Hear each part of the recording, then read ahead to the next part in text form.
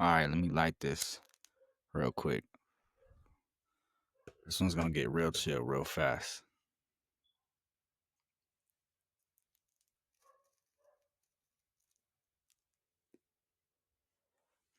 You ever look around and realize normal just means predictable misery with good branding?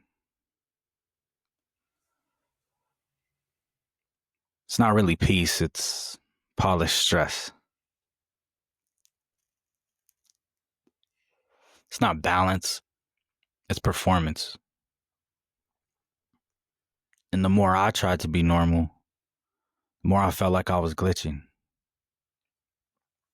Like the whole world was moving on this weird assembly line, and I was just off to the side asking, like, are y'all really cool with this?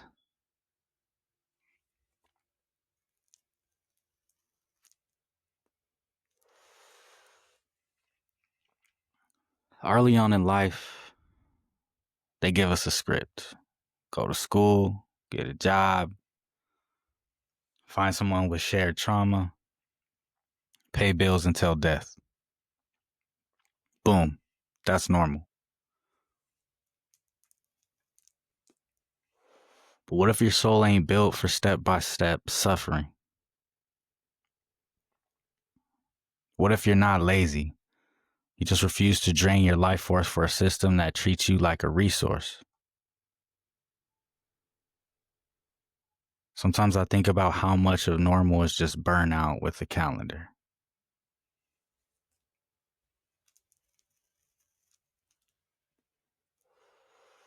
When I'm high, I don't hallucinate. I just stop lying to myself. And the realest thing that hits me now is how many people are cosplaying sanity, smiling through the pain, clocking in while hollow, laughing while spiritually starving.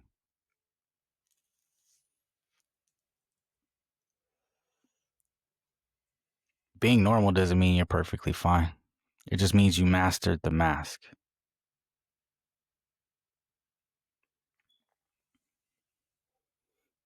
You notice how fitting in sounds nice until you actually have to shrink yourself down to do it?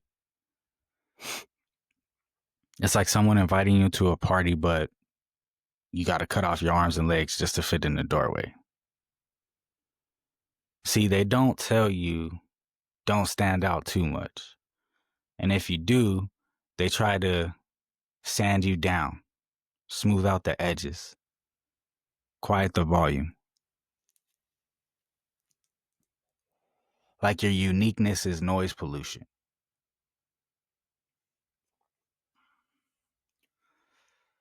Normal is just conformity with the costume. It's an outfit people wear so they don't have to be questioned. Think about it. In a room full of beige walls, beige carpet, and beige furniture, a red chair is loud. It's not louder in volume, it's louder in truth.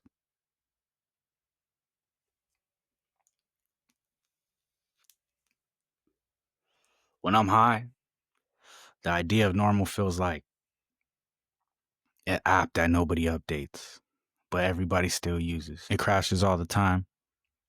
The interface is trash, but people keep logging in because that's just the way it is. Nah, that's the way they taught us. And the wild thing is, trying to be normal will drain you faster than chasing your actual joy. Why? Because pretending costs energy.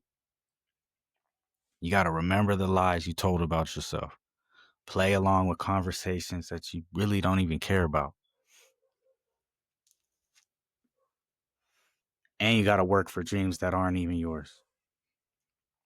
And that's why I say normal people aren't tired because they're busy. They're tired because they're fake busy.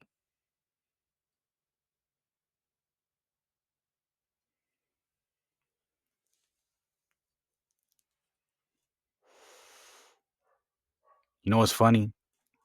They don't just sell you normal. They sell you comfort zones like it's luxury real estate. Stay here. It's safe. You don't have to risk anything. You don't have to grow.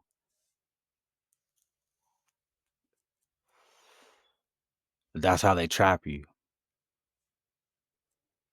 A comfort zone is just a padded cage. Looks cozy, smells familiar, but you're not going anywhere. When you break it down, normal is just society's lowest common denominator. It's a thing most people can agree on, even if it's not good. Like gas station sushi. Nobody really loves it, but nobody fights over it either. And when you're high, man, you can see that mediocrity floating through the air. Like, wait, we all agreed this is how we should live? This is the plan? You know why normal drains people? Because it's not built on what they love.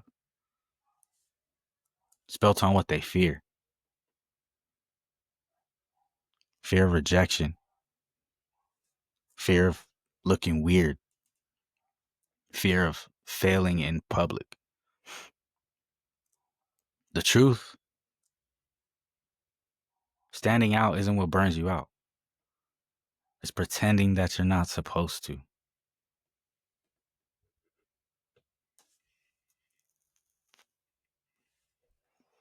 Here's the thing. If normal is so great, why do we reward people for being different? We put the innovators, the rebels, the weird ones in documentaries. But when we meet one in real life, we tell them to tone it down. That's wild. We're allergic to raw in person, but addicted to it on the screen.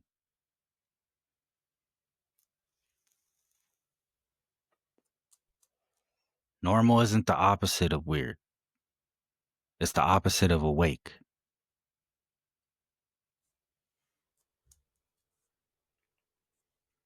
See, they'll never tell you there's a tax on being different. Not a financial one, though sometimes it feels like that. I'm talking about the energy tax. When you move different, speak different, think different, you're constantly paying in explanations and clarifications. And those awkward stares people give you when you don't match their script.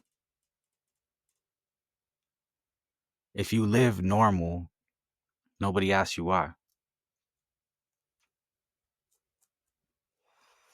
Your decisions slide through the approval system automatically. But the second you deviate from that, they start interrogation. Why'd you quit your job? Why don't you drink? Why aren't you married yet?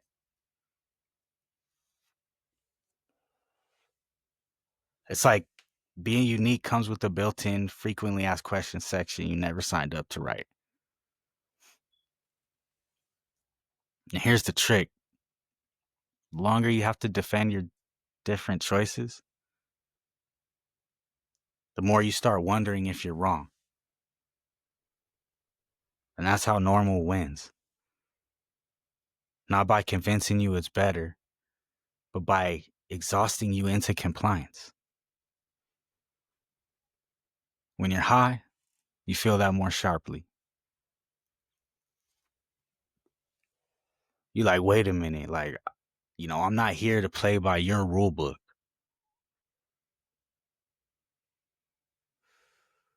Now here's the paradox. Yes, being yourself takes energy. Yes, it can be draining to stand alone. But you know what's heavier? Faking it. Dragging around a version of you that doesn't even belong to you. That's why people burn out from normal life. Because they've been performing a character they never auditioned for.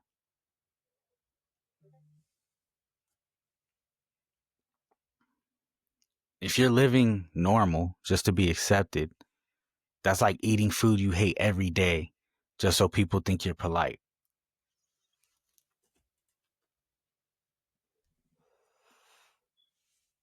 The cost of being different is energy.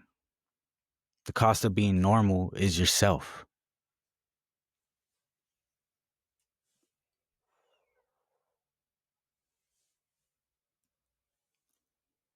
They sell normal like it's freedom. Like it's the best, like safest option you've got. But really, it's just a cage. But really, it's just a cage with really comfortable furniture. Here's the thing. Comfort is a hell of a drug. It makes you forget the size of your own wingspan. One day you wake up and realize the reason you stopped dreaming wasn't because you grew up. It's because you got comfortable in a room that was too small for you. Normal life acts like there's only one blueprint for happiness. Getting married, uh, getting a good job and working your way up, having kids, buying a house, retiring, dying even. And if you deviate, they act like you voided your warranty. But the truth, that blueprint's not universal. Doesn't fit every person's life. It's just popular. And popular doesn't mean right. Just means enough people were too scared to try something else.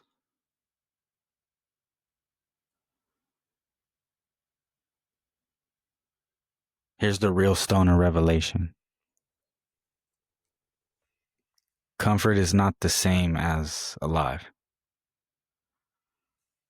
I've met people living normal who are so comfortable that they haven't felt truly awake in years. Their joy has been replaced by routines. Their curiosity's been traded for predictable weekends. Normal is fine until it robs you of the hunger to live, to actually live.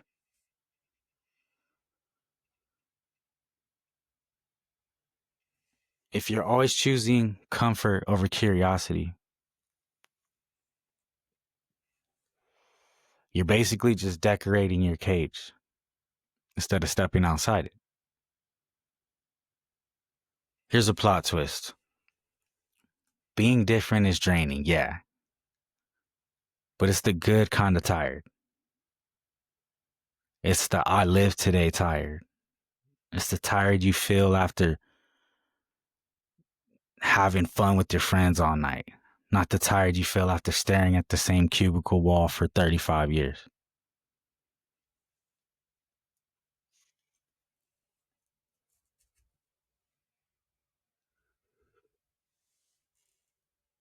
I'd rather be exhausted from living my truth than well rested from pretending.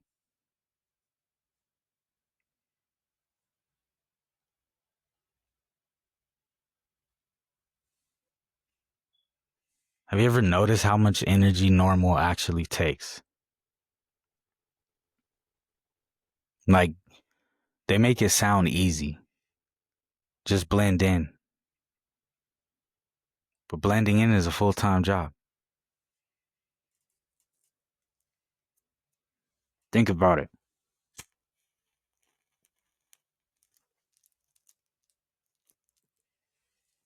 If you're not normal by default,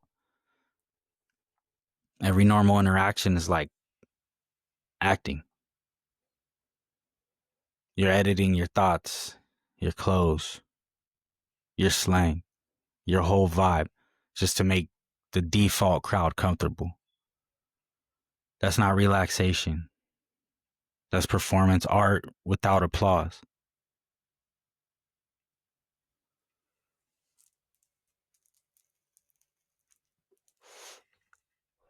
Normal people love to talk about being yourself. But what they mean is be yourself within certain guidelines. Step outside the lines, you're going to have to pay tax, like a social tax. That's where they start giving you unsolicited advice, weird looks, you've changed. Those kind of speeches. It's funny how the same folks who say just be you will try to edit the hell out of your script the second you actually do act yourself.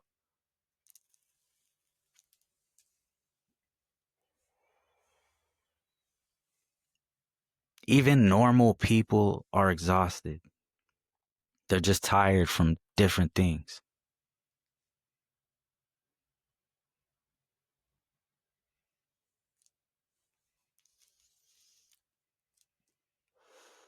They're better at hiding their burnout in plain sight.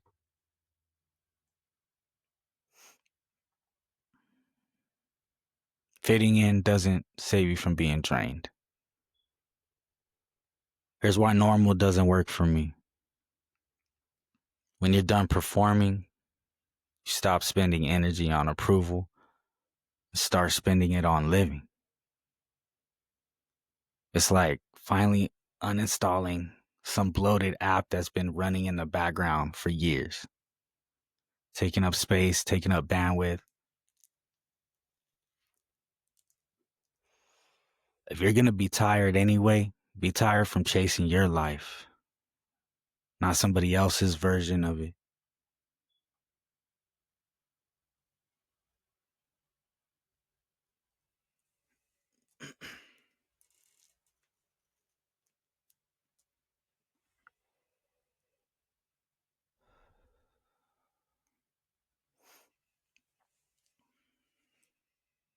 You ever notice how, like, when you take a hit, it's not the inhale that changes you? It's not even the exhale. It's that pause in between, that little suspended moment where you're not breathing in or out. You're just there.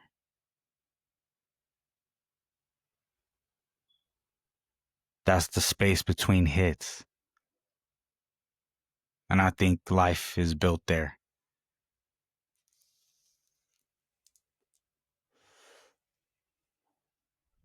We spend so much time chasing the inhale or the next goal, the next person, the next high, and running from the exhale, the losses, the endings, the goodbyes. But the real magic, it's in that in between. The moment that's not about grabbing or letting go, just being.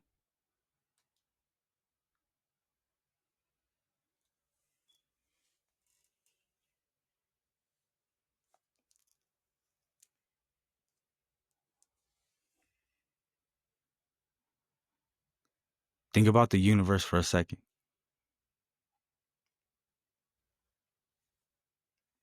They say there's more space than there is anything. Galaxies scattered like glitter in a dark room. And we call that empty. But really, it's not. That's what's holding everything together.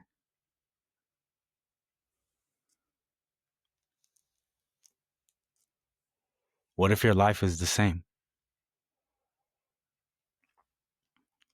What if the empty parts aren't empty?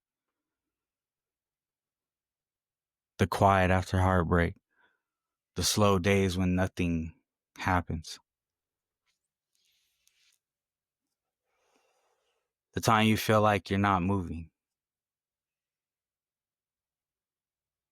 The times you feel like you're not moving. Maybe that's the space that's actually holding you together.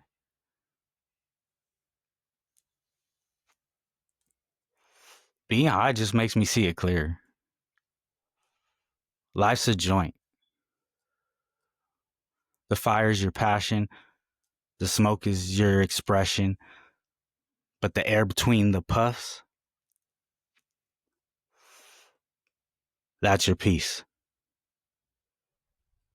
And without peace, the burn goes too fast.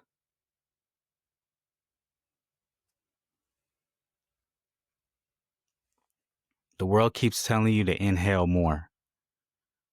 But wisdom is learning how to love the pause.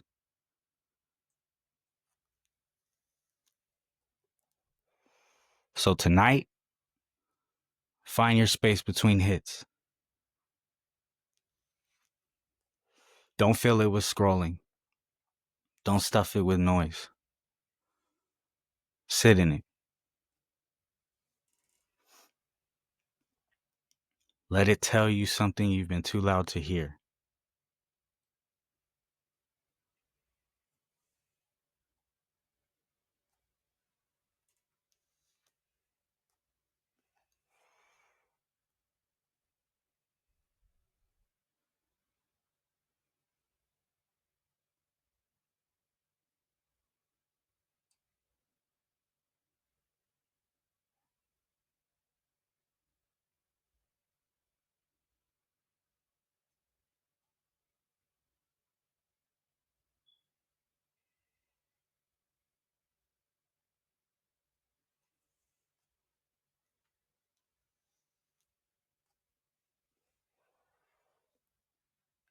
If we're all NPCs, non-playable characters in this life, why do we feel so much? That's the part they can't code. The raw, the messy, the unpatchable truth of being human.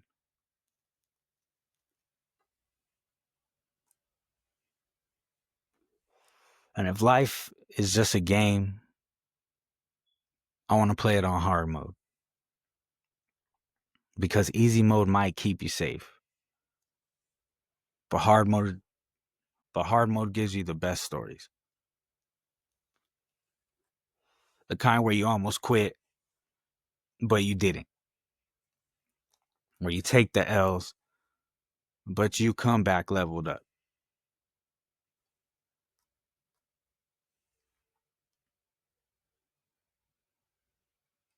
Here's a trippy thought that I have sometimes. What if you chose this? Like before you were born, you picked a storyline. And you knew like it would be hard, difficult, not fun at times. But you wanted the growth. That means all the chaos wasn't punishment. It was design. It was all part of a script.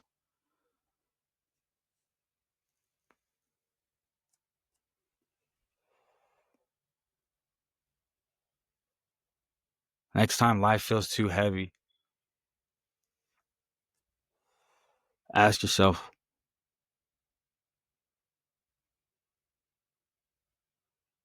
if life is a simulation, how do I want my character to move in this next scene? Because you might not control the code, but you do control the style.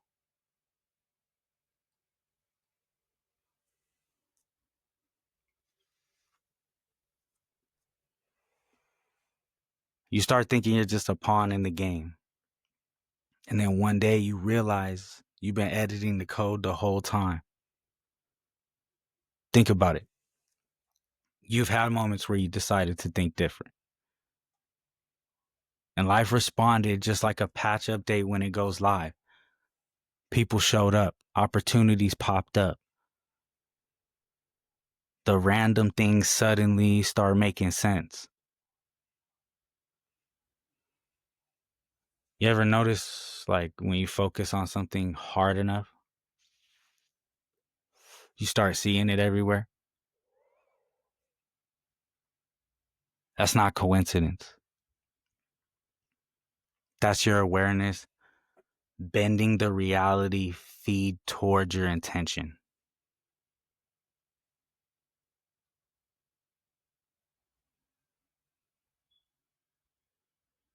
Some folks call it manifestation. I call it playing God with style. If thoughts can change my mood, and my mood could change my choices, and my choices can change my life, isn't that just rewriting the code or the script?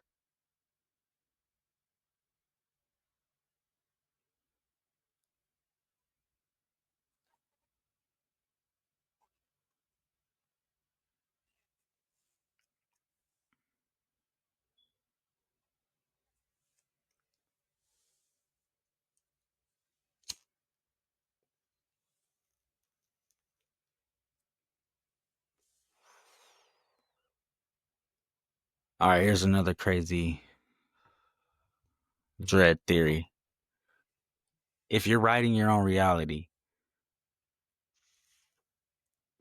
that means every time you imagine the worst, you're low-key coding in a nightmarish update. Like, so why not imagine better?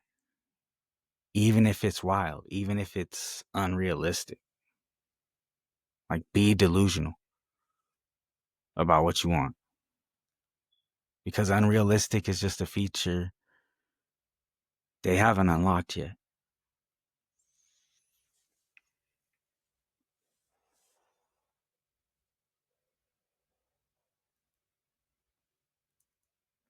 Tonight, when you're chilling, if you smoke, if you whatever, ask yourself, what would my reality look like if I believed I could literally change it? I could just make happen whatever I want. Not just want it, not just dream it, but actually accept that you've been in the driver's seat this whole time.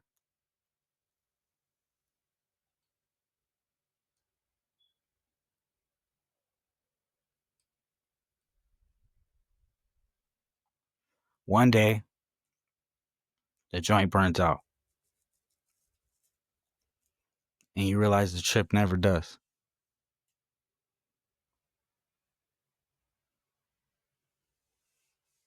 So here we are at the last segment of this episode. And maybe of the you that started it. Because if we did this thing right, you're leaving different. And that's the point. The joint was never just about the smoke. It was about seeing.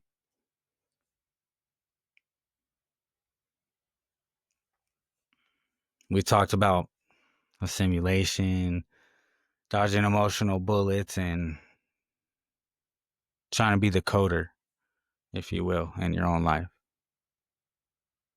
But when you're truly present, nothing owns you. Not your past, not your fears, not your what ifs. If the present moment is infinite, then every time you fully live in it, you're touching forever.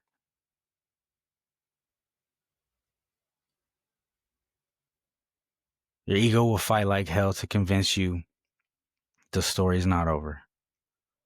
It'll drag you back into arguments you've already won. It'll make you replay pain like it's your favorite song. But the truth is, your ego's no better than a series that should have ended 3 seasons ago. You're allowed to cancel it at any time.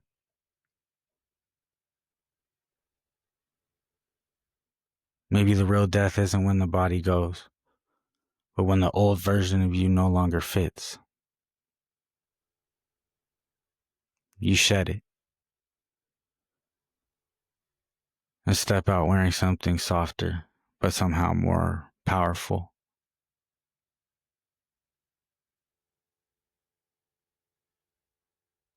What if the end of this session is the beginning of your new simulation, where you're the coder? You know the glitches are just features you haven't figured out yet. And you stop asking permission to exist in your own story.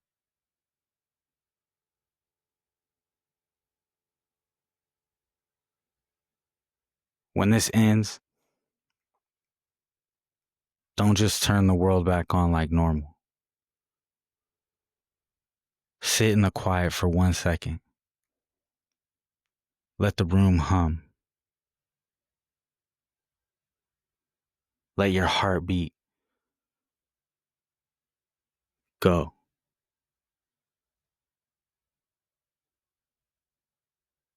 And realize you were infinite this whole time.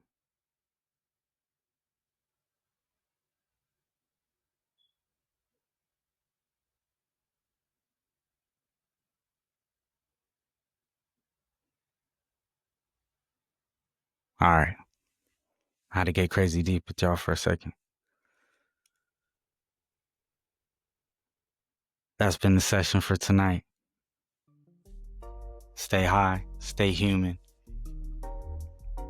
Until the next session. Peace.